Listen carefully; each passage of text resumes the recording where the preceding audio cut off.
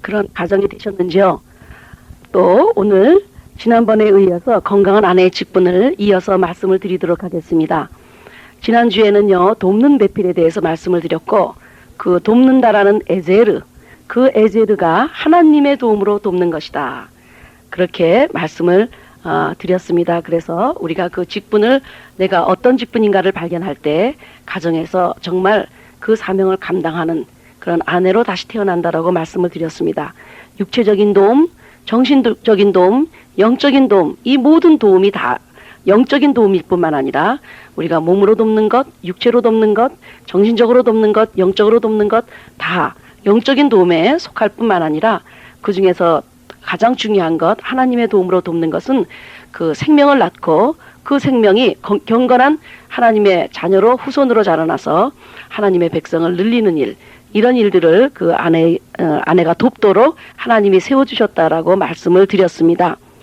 그런데 이제 두 번째 그 여자가 다시 아내로 태어나서 아내라는 직분이 어떤 것인가를 알 수 있는 두 번째 그 경우에 대해서 말씀을 드리도록 하겠습니다.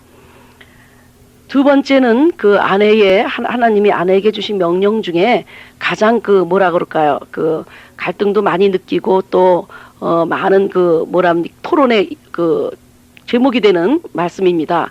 아내들이여 남편에게 복종하고 순종하라라는 말씀입니다. 순종하라는 말씀. 그러므로 그 남편들에게 아내들을 사랑하라 하는 것도 남편에게 준 명령이요. 또 아내들이여 남편에게 순종하라 하는 것도 하나님이 주신 명령입니다. 그러므로 남편이 당신이 순종해야지 내가 사랑하지 그렇게 말해도 안 됩니다. 왜냐하면 남편은 그저 사랑하도록 하나님이 명령을 주셨기 때문에 사랑하면 되는 것입니다. 아내는 또 이렇게 말하는 아내들이 있습니다. 당신이 사랑해야지 내가 순종하지. 내가 너무 굴욕적이라 당신한테 순종할 수 없어. 이렇게 얘기하면서 서로 먼저 사랑하면 순종하겠다, 순종하면 사랑하겠다라는 그런 어떤 컨디션, 조건을 놔두고 우리가 서로 사랑하고 그렇게 그 순종하는 경우가 많이 있는데, 하나님께서 각자에게 주신 명령이므로 조건적으로 순종하면 사랑하고 사랑하면 순종하는 것이 아니고 그저 사랑하면 되고 그저 순종하면 되는 것입니다. 자, 그래서 그럼 우리가 순종한다라는 게 어떤 의미의 순종이냐라는 것이 우리들에게 굉장히 그 뭐라 그럴까요? 그 핫 이슈가 됩니다. 요새 여자들에게 아내들에게 순종하라 라고 하면은 그건 굉장히 고리타분하고 옛날 얘기 같이 생각되고 그 2000년 전에 그 어떤 그 문화의 그 소산인 것처럼 생각하는 경우가 많이 있습니다. 그런데 우리가 순종한다라는 얘기는 사실은 순종은 사랑의 또 다른 표현입니다. 정말 우리가 그리스도께서 하나님께 순종한 것은 하나님을 사랑하기 때문에 그런 것이고 또 하나님의 사랑에 대해서 감동해서 그렇게 순종이 되는 것입니다. 근데 이 순종이라고 하는 것이요, 만일 사랑이 없이 정말 순종한다면 그거는 굴종이요, 맹종이요, 아주 그 기분 나쁜 그거가 돼버리겠죠. 그런데 이 그 순종이라고 하는 것에 우리가 중요한 의미를 다시 생각해 보면 결국에는 남편의 영적인 머리됨에 대해서 순종한다라는 것입니다. 머리가 있고 몸이 있다고 한다면 이 혈액이 이렇게 돌게 되죠. 돌게 될 적에 피순환이 된다고 할 적에, 우리가 신진대사가 된다고 할 적에 높이 있는 것과 낮은 곳에 있는 것이 없습니다. 서로는 연결되어 있기 때문에 높고 낮은 것이 없어요. 서로 통해야 되는 것입니다. 그래서 혈액도 흘러야 되는 것입니다. 그래서 남편을 가정의 머리로 삼았다 하나님께서 영적인 질서로. 그랬을 적에 몸은 그저 머리에 순응하는 것입니다. 그러니까요, 너와 내가 우리라고 하는 한 공동체가 된 것에 대한 순종입니다. 그리고 그 순종은 남편이 영적인 질서로서 가정의 제사장으로 삼으신 그 직분에 대해서 영적인 질서를 인정하고 순종한다라는 뜻이 더 강하다고 볼 수가 있습니다. 많은 분들이 우리가 순종을 얘기하면서 순종, 그런 것은 순종은 대화할 적에도 항상 남편의 의견을 따라야 되는 것이고, 가정에서 어떤 문제가 결정되기 위해서는 아내의 의견은 무시되고 남편의 모든 것이 이렇게 받아들여지는 것이 순종이다 라고 생각하는 경우가 많이 있는데, 우리가 우선은 주 안에서 순종하는 것을 배워야 될 줄을 믿습니다. 이것이 바로 다시 태어난 아내의 직분의 중요한 그런 사명입니다.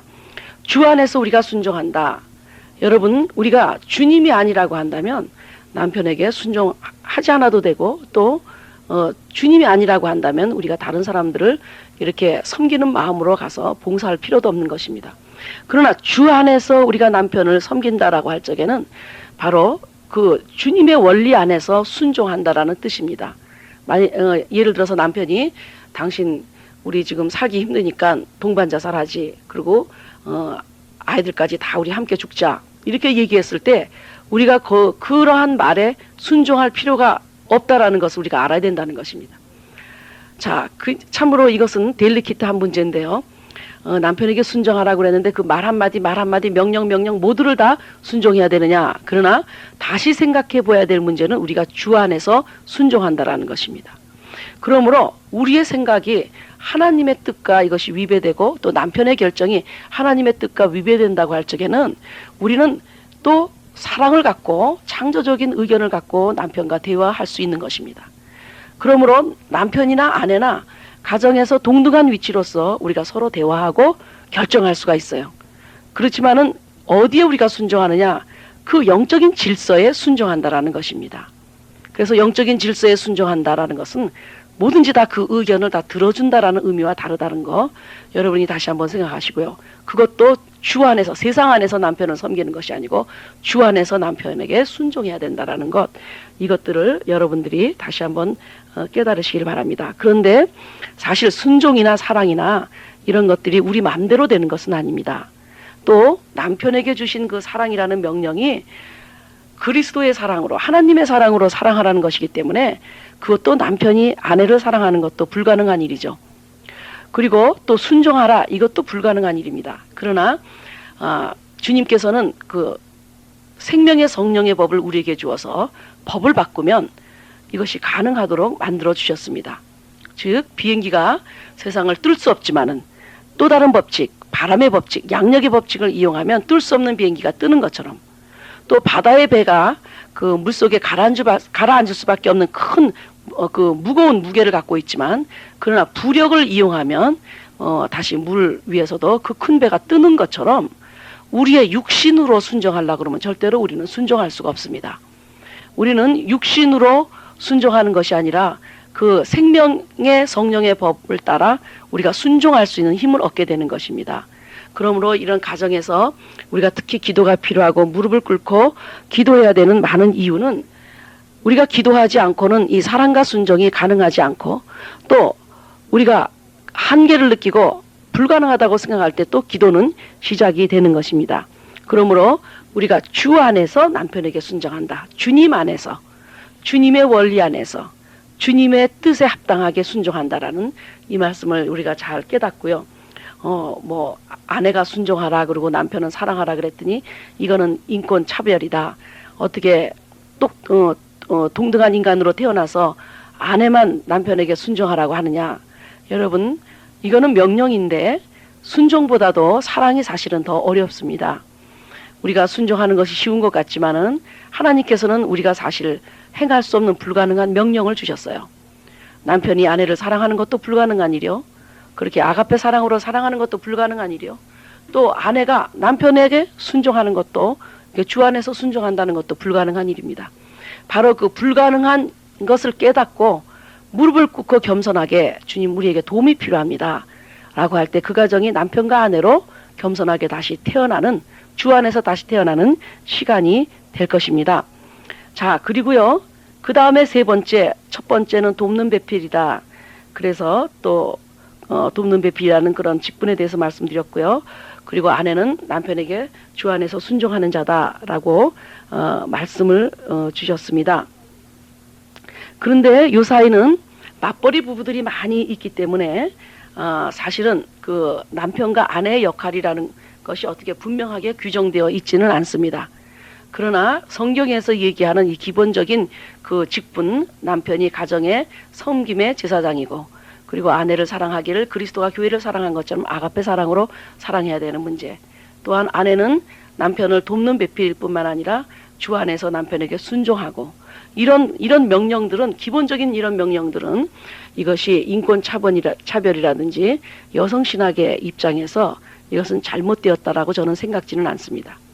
정말 우리가 영적인 제사장으로서 또 인격적인 관계를 가지면서 그럴 적에 이 질서라고 하는 것은 전혀 사람을 탄압하거나 사람을 차별하기 위해서 존재하는 것은 아닙니다. 우리 교회 안에서도 영적인 질서가 있는데 주님께서는 다 똑같은 인간이지만 그러나 목사님에게 기름 부어서 영적인 지도자의 사명을 세워주셨습니다. 그리고 장로님을 세우고 권사님을 세우고 집사를 세우고, 그래서 이것이 마치 어떤 위계제도 같이 계급제도 같이 보이는 경우가 많이 있지만 이것은 다 신령직으로서 영적인 질서를 나타내고 있는 것입니다. 그러므로 어떤 누구도 누구보다 더 높다고 얘기할 수 없고, 그러므로 또 낮다고 무시할 수도 없습니다. 다 동등한 자격이지만 질서가 있다라는 사실입니다. 또 국민학교나 그런 고등학교에서도 선생님은 다 똑같은 선생님입니다. 거기에서 우리가 교장을 세우고 어떤 질서를 둔 것처럼 우리 영적인 질서도 그 엄연히 존재하는 것입니다. 그러므로 아내는 그 영적인 질서를 깨닫고 거기에 순종할 때, 그럴 때 정말 건강한 아내로 다시 태어나게 됩니다.